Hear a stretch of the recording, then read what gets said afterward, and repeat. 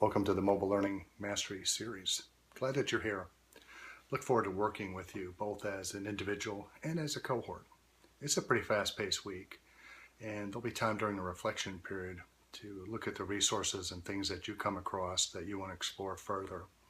But first things, go ahead into introducing yourself, activity 1-2, and fill that out so we can get to know you better. Some key activities that you'll want to be aware of, and on top of this week, read through the resources. Sign up for Twitter and Instagram if you're not already in that space. Fill out your social media account survey. That's activity 1-1, and that's due on Tuesday. Attend our live opening session on Tuesday at noon Eastern Time, and you can get there through the link in our course. Complete your research analysis and tweet. That's activity 1-3, and that's due on Friday, February 10th.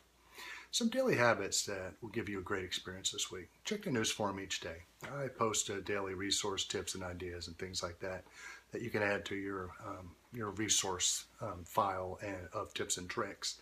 And follow our hashtag on Twitter at OLCMobile. I tweet regularly, and I also put additional resources there. TweetDeck may be a way for you to follow on a hashtag and to kind of put everything together. If you have a question or need help, use our help forum. I already posted in there. I usually turn around and answer to a question in there within 24 hours. But go ahead and check the help forum. If you need a faster answer, I put avenues for that in there. So go ahead and check that out.